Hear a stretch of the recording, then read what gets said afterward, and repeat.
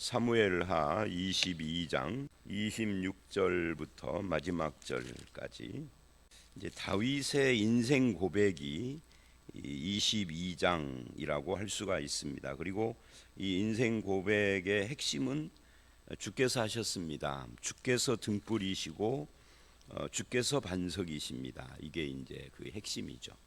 그래서 어제 말씀에서도 우리가 하나님께서 나의 반석이요 나의 방패 구원의 뿔 피할 바위 구원자 찬송받으실 여호와 뭐 이런 표현들을 쭉 봤어요. 그리고 25절에 그러므로 이렇게 이야기가 연결이 됐죠. 이 그러므로라고 하는 이것은 21절부터 이어지는 이 다윗의 자기 경험을 가지고 여호와께서 내 의대로 눈앞에서 내 깨끗한 대로 내게 갚았다. 내 의대로 깨끗한 대로. 이제 이런 말씀을 잘못 읽으면 자기 의를 주장하는 본문의 근거가 될 가능성이 있어요. 그러나 이제 이것은 하나님께서 우리의 등불이시다 하는 것을 기초로, 하나님이 등불이고 하나님께서 하셨다를 기초로 해서 나의 의도 나오고 깨끗함도 나오고 하는 거죠. 그리고 이제 26절로 28절, 특히 26, 7절은 이게 이제 일반화, 지금까지 자기가 경험한 것을 일반화시키는, 뭐 다른 말로 하면 원리화시키는, 그러니까 나의 삶에는 그렇게 역사하셨는데 그래서 깨달은 게 뭐냐면 자비한 자에게는 완전한 자에게는 깨끗한 자에게는 악한 자에게는 이렇게 이제 일반화를 시킨 겁니다. 그래서 너희들도 자비한 자라면 주님의 자비하심을 나타내시고 하나님께서 완전한 자에게는 완전하심을 보이고 깨끗한 자에게는 깨끗함을 보이시며 사악한 자에게는 거스름을 보이시는 것이 이게 하나님의 원리다 하는 것을 지금 말하는 겁니다. 근데 이런 말씀을 볼 때도 우리가 또 주의해야 할 것이 있어요. 그러면 악한 자, 완전하지 않은 자들은 또 이렇게도 말할 수 있죠. 완전한 자가 누군가? 사실은 완전한 자라고 하는 것은 있을 수도 없죠. 다윗 자신도 완전하지 않아서 많은 부분에서 약점과 실수와 이런 걸 노출시켰잖아요. 그래서 이제 이것은 그래서 일반화, 원리화라고 하는 거, 이게 원리인데, 그런데 하나님께서는 이런 걸 기초로 해서 교만한 자는 낮추고 곤고한 자는 구원하시고 연약한 자는 도우시고 그런다는 이야기죠. 그래서 이제 우리가 강팍한 자가 되지 말고 자비한 자가 되고, 이 하나님을 부정하고 그렇게 내 마음대로 하지 말고 하나님 앞에서 완전한 자, 그러니까 이 말은 완벽을 말한다기보다는 하나님과의 관계를 이야기한다 이렇게 말할 수 있죠. 세상과 타협해서 어둠의 길을 걸어가는 것이 아니라 깨끗한 자, 즉 거룩한 삶을 살아야 된다. 사악한 자가 아니라 진실한 자가 되어야 한다 하는 것을 이 원칙으로 지금 제시를 하고 있다 하는 거예요. 왜? 하나님은 의로운 자들에게 상 주고 사특한 자를 심판하는 분이기 때문에 그렇습니다. 그래서 하나님은 자기 백성을 28절 곤고한 자 가운데서 구원하십니다. 곤고한 삶을 사는 백성을 모른 채 하지 않는다 하는 거죠. 그래서 이 곤고한 가운데서도 교만한 자가 아니라 하나님 앞에 서는 자, 그래서 그게 이제 26, 7절에 자비, 완전, 깨끗함, 사악이 아니라 진실함, 이런 것들을 이야기를 하는 거죠. 그런 하나님에 대한 고백을 지금 이야기를 하면서 결국은 우리의 마음, 우리의 삶의 태도를 이야기를 하고 있는 것이 이 본문의 의미라고 할 수가 있죠. 28절은 그런 의미에서 이제 지금까지 이야기한 것의 어떤 소결론 같은 것이라고 할 수가 있습니다. 부당하고 억울한 일을 당해도 하나님이 아신다. 하나님께서 살피신다. 교만한 자는 세상에서는 떵떵거려도 결국은 언젠가 하나님께서 낮추실 것이다 하는 것 때문에 그런 세상을 따라가지 않으려고 하는 것이 신자의 삶이다 하는 거죠. 그래서 내가 교만한 자가 아닌 겸손하게 살면은 세상 사람들이 무시할 거 아니냐. 그래도 하나님께서 그를 보고 계시는 거죠. 이거를 믿음이라고 할 수가 있는 겁니다.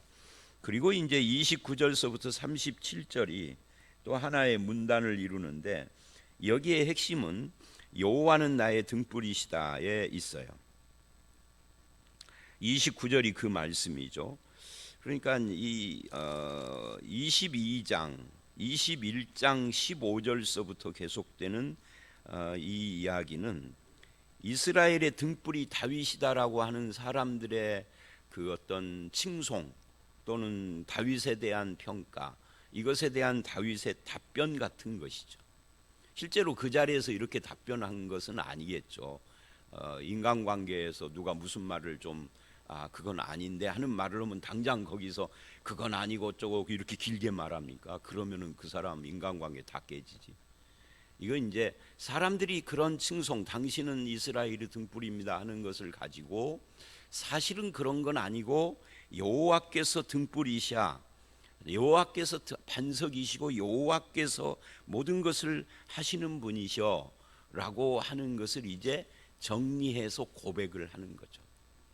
뭐 사람들 보는 데서 했었을 수도 있고요, 아니면 그냥 자기 혼자 하나님 앞에 했을 수도 있는데, 근데 아마 사람들 앞에 했었어도 그 말을 듣는 즉시 하지는 않았겠죠.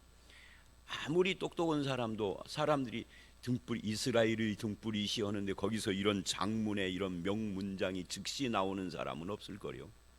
그렇잖아요. 저도 설교를 준비해서니까 그렇게 설교를 하지, 준비 않고 즉석에서 하면 그렇게 설교를 어떻게 하겠어요. 그렇게 하는 사람이 있을 수는 있죠. 대부분 이제 말쟁이들은 그렇게 하죠. 근데 그건 쉽지 않습니다. 그래서 이제 이것을 정리를 하는 겁니다. 나를 보고 자꾸만 이스라엘이 등불이라고 그러는데 그건 아닌, 하나님이 등불이시다 하는 거죠. 그게 핵심 초점이라고 할 수 있습니다. 이 29절서부터 31절까지 이제 주는 나의 등불이다 하는 것을 쭉 이어서 말씀을 이어갑니다. 다윗은 지금 한 치 앞도 안 보이는 캄캄한 상황 속에서 자기 인생의 등불 되신 하나님을 떠올렸겠죠.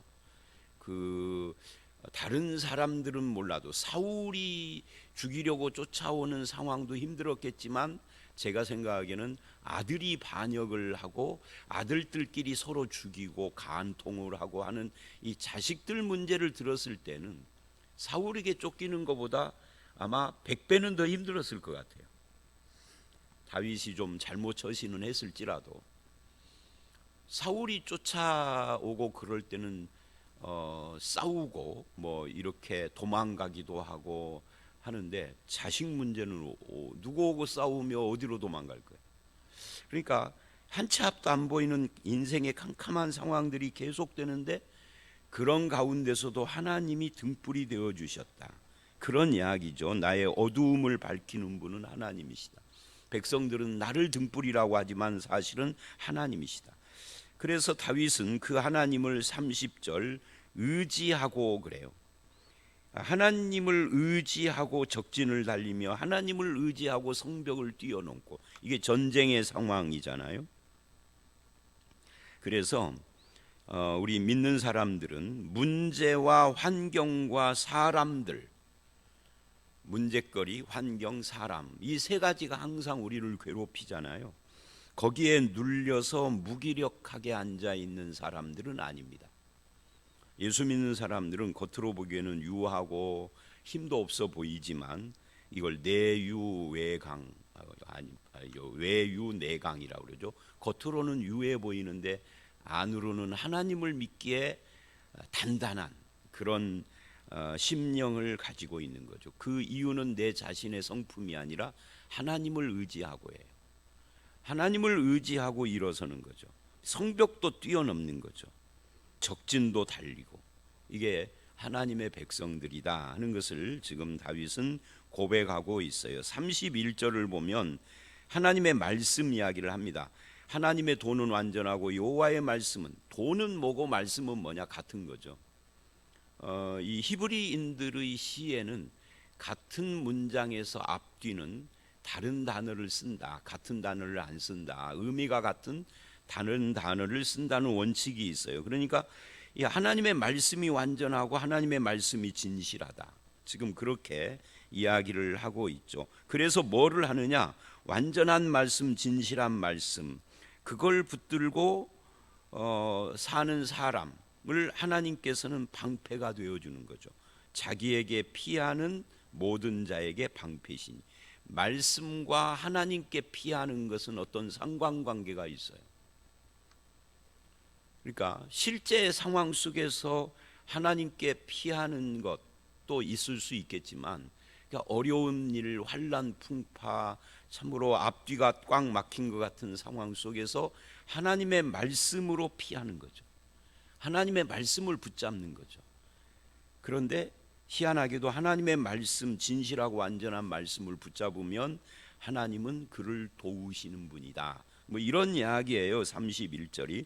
그러므로 하나님을 의지하는 것은 말씀을 의지하는 것과 같은 겁니다.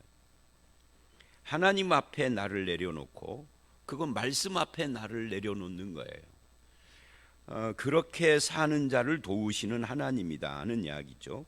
그 다음에 32절로 37절을 보시면 여호와 외에 누가라는 말로 시작을 합니다.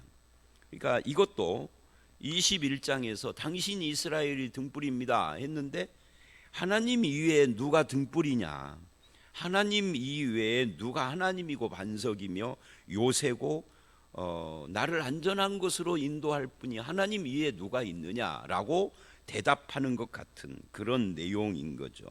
하나님만이 반석이고 요새고 인도자고 하나님만이 하나님이다. 그러면서 34절, 내 발을 암사슴 발 같게 하시는 분도 하나님이시다 하는 것을 고백하고 있습니다.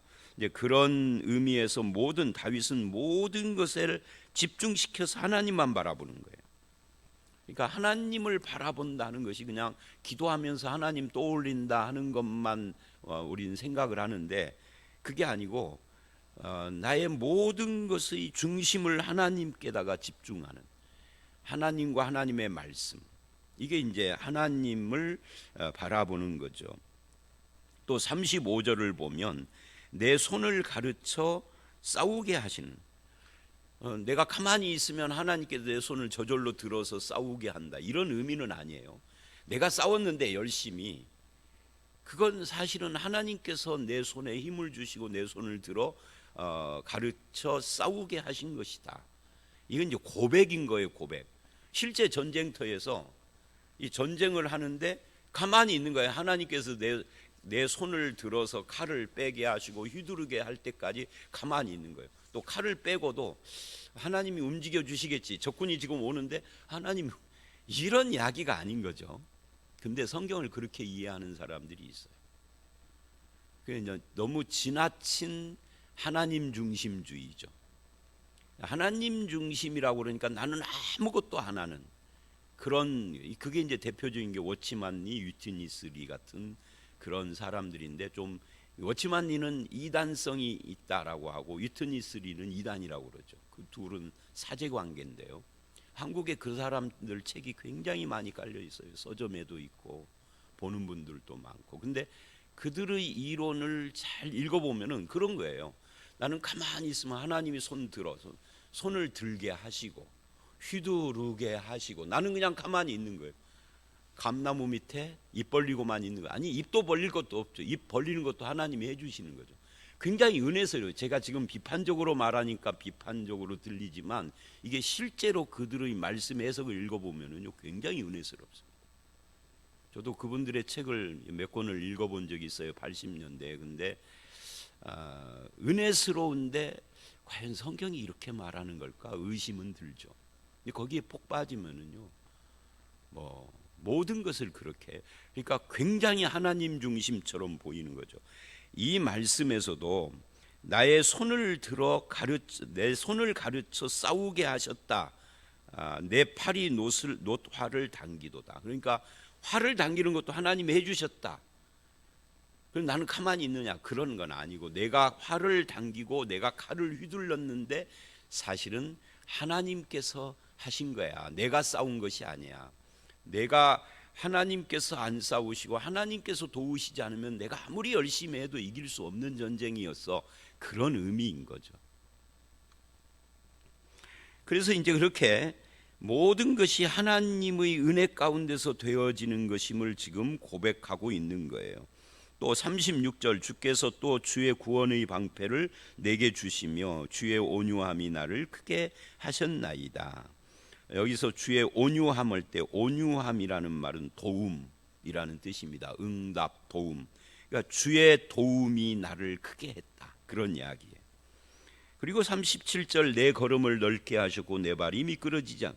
그러니까 32절로 37절은 전부 다 하나님께서 하셨습니다. 하나님 이외에 누가 반석이고 누가 하나님이고 요새고 누가 등불이냐 하는 이야기를 이어가고 있는 겁니다. 그래서 이 22장, 사무엘하 22장은 전체가 내가 아니다 하나님입니다, 이거를 지금 여러 가지로 표현하고 있는 거예요. 이스라엘 백성들아, 너희가 나를 등불이라고 하지만 내가 아니야, 하나님이야. 하나님이 하신 거야. 다윗이 전쟁에 이겼다고 하지 마. 다윗의 하나님이 이기신 거야 라고 지금 말하고 있는 거죠. 그 다음에 40절은 그렇게 하시는 이유입니다. 이는 주께서 내게 전쟁하게 하려고 능력으로 내게 띠띠우사 일어나 나를 치는 자를 내게 굴복하게 하셨으며, 그러니까 전쟁을 하게 해서 아브라함에게 주신 약속을 이루게 하시는 거죠. 아브라함에게 주신 약속이 둘이잖아요. 자손의 약속, 그리고 땅의 약속. 자손의 약속은 지금 그 자손들이 번성을 해서 가나안 땅을 차지하고 해서 이루어졌어요. 근데 가나안 땅을 차지한 걸로 땅의 약속은 아직 안 이루어졌어요. 다윗 이전에 가나안 땅을 이스라엘이 차지한 것은 하나님이 원래 약속하신 땅에 모자랐죠. 그런데 다윗과 솔로몬 시대에 하나님이 약속한 땅 전체를 차지한 거예요. 그리고 이제 물론 이 세월이 지나면서 또 그 중에 어떤 부분은 잃어버리기도 하고 했죠.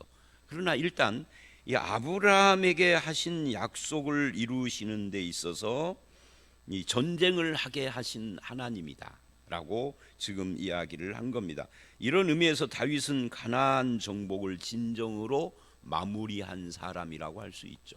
우리가 여호수아서를 어저께 수요일 날 예배에서 구약관 통해서 이제 이야기를 했었는데, 여호수아서의 마무리가 뭐였어요?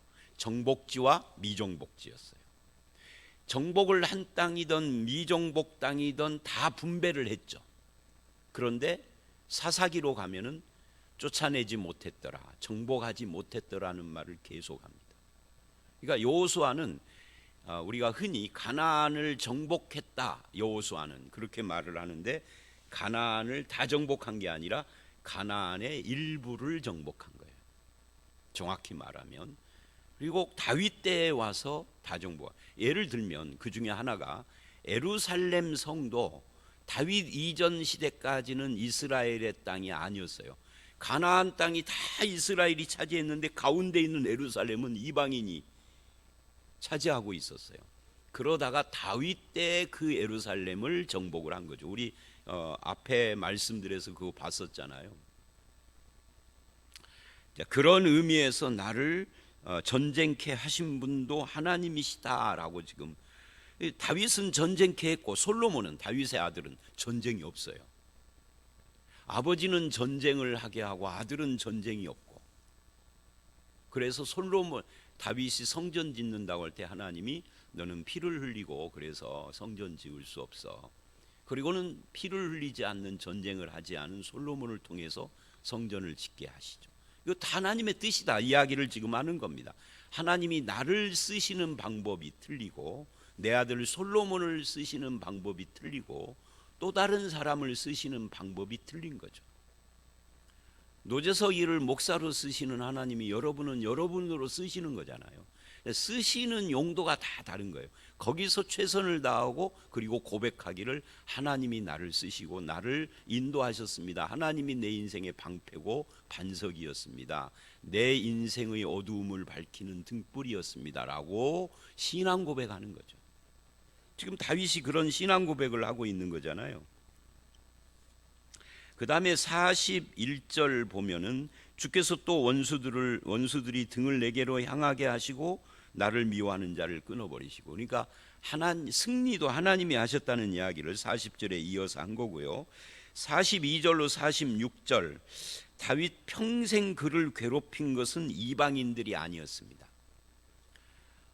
이방인과의 전쟁도 했지만 오히려 골리앗을 죽인 블레셋의 원수가 다윗인데 그 도망다니는 다윗을 피난하도록 도와준, 망명을 도와준 것이 또한 블레셋이기도 해요. 물론 경계하고 미워하고는 했죠. 그런데 다윗의 평생을 돌아보면은 다윗을 괴롭힌 것은 이스라엘 사람들이었어요. 사울이 그렇게 괴롭혔고 다윗이 도와줘도 배반한 사람들 다 이스라엘 사람이었고, 나중에 이 압살롬의 반역에 가담한 사람들도 자기가 신뢰했던 부하들이었고, 그러니까 돌아보니까 내 백성 이스라엘이 나를 괴롭혔다. 그게 42절부터 46절까지의 이야기입니다. 그래서 44절, 주께서 또 나를 내 백성의 다툼에서 건지시고 해요. 뭐 세바의 반란이나 시바 사건이나 요압이 괴롭힌 거나 다 내 백성들이 한 거죠. 근데 거기서 나를 건지고 보존하시고 마침내 44절로 46절, 이방인들이 내게 굴복하게 하고 섬기게 하신 것도 하나님이 하신 거다. 내가 알지 못하는 백성, 이게 이방인들이잖아요. 그러니까 내 백성의 괴로움에서 건진 분도 하나님, 내가 알지 못하는 이방인들의 그 괴로움에서도 그를 굴복시키고 나를 섬기게 하신 분도 내가 아니라 하나님이십니다라는 그런 고백을 46절까지 한 겁니다. 또 말씀드립니다만은 이제 47절로 51절만 남은 상황에서, 그래서 오늘 말씀과 어제 말씀 전체를 합해서 결국은 길게 이야기했으나 간단한 한마디예요. 내가 아니라 하나님입니다. 이야기를 하는 거거든요. 그것이 사실은 우리 모든 다윗뿐만 아니라 신앙인들의 최후의 고백이어야 한다라고 할 수 있습니다. 지금도 기억이 생생한데요. 제가 담임 목사가 되어서 진안에 처음 왔을 때, 거기에 이제 진안은 이제 그 좁은 곳이기 때문에 뭐 전주에서야 워낙 뭐 사람도 많고 교회도 많고 나은 사람 뭐 안 가도 그만이고 하는 상황이라서 무슨 뭐 목사들의 무슨 모임 회의 가능하면 안 가고 살아왔는데, 진안에서는 그럴 수가 없었어요. 왜냐하면 진안 전체를 통틀어서 제가 있었던 교회가 우리 교단에서 두 번째로 큰 교회고 또 우리 시찰에서 제일 큰 교회고, 그래가지고 뭐 안 갈 수가 없고 늘 뭐를 맡기고 오니까 갔는데, 언젠가 한 번은 어느 분이 은퇴하는 은퇴식에 초대를 받아서 갔어요. 근데 은퇴를 하는데 이분이 이제 뭐 이렇게 자기 은퇴 소감을 이야기하는 시간이 있더라고요. 그때 기억이 지금도 생생해요. 소감을 이야기하는, 자기 목회의 그 어떤 여정을 쭉 진안 안에서 뭐 몇 군데 교회를 이렇게 한 세 군데 이렇게 다녔더라고요. 목회자로 이렇게.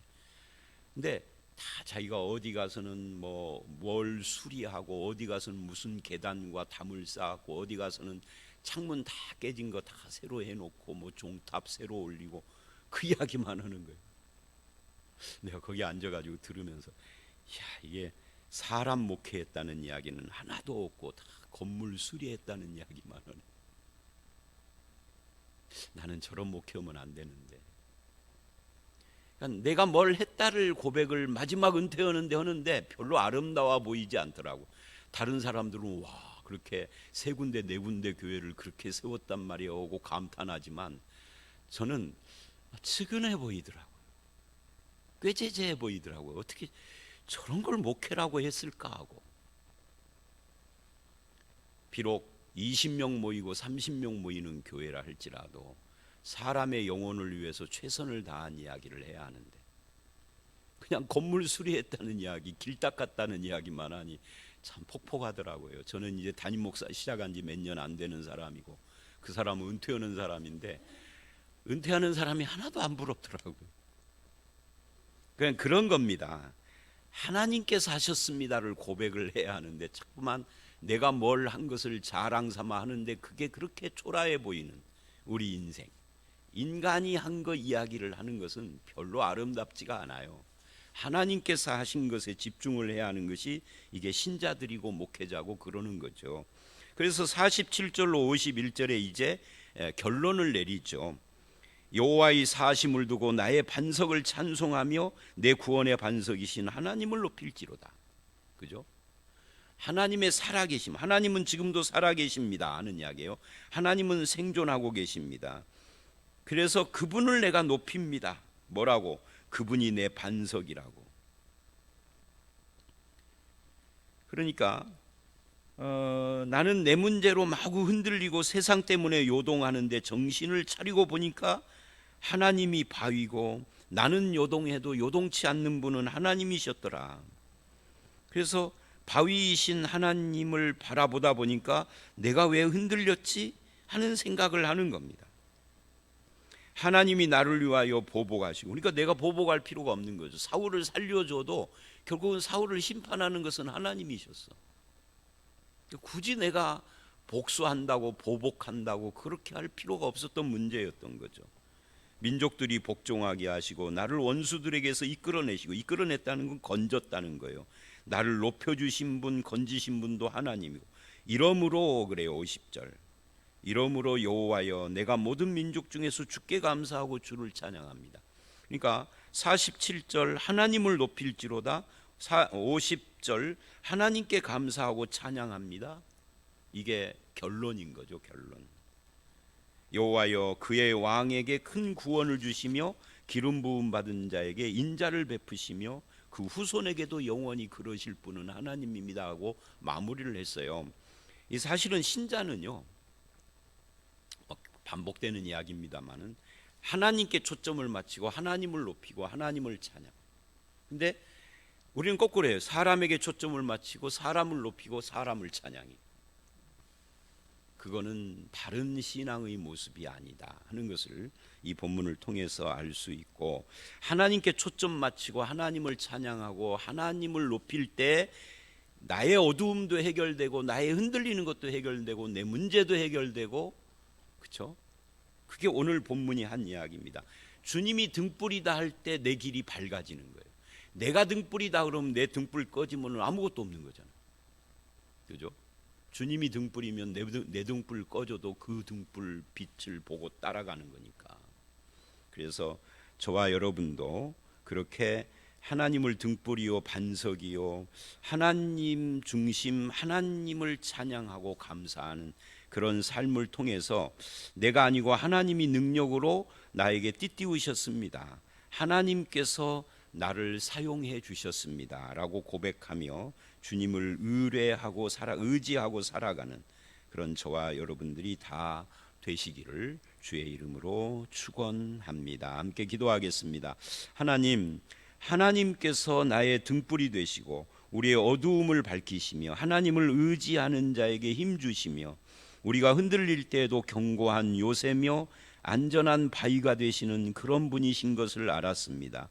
주님, 내가 무엇을 했다가 아니라 하나님이 능력으로 나에게 띠띠우사 나를 쓰신 것을 찬송하게 하시고 나를 건지신 분도 하나님이시며, 그래서 모든 초점이 내가 아닌 주님께 있으며 주를 높이고 찬양하는 것이 우리들의 참된 자세인 것을 알았습니다. 믿는 자가 어떻게 살아가야 될지를 이 다윗의 고백을 통하여서 도전받고 교훈받으며 우리도 그렇게 주님과 함께 동행하는 삶을 살고 고백할 수 있도록 우리의 마음과 입술과 삶을 주장해 주실 줄 믿사옵고 예수님 이름으로 기도드렸사옵나이다. 아멘.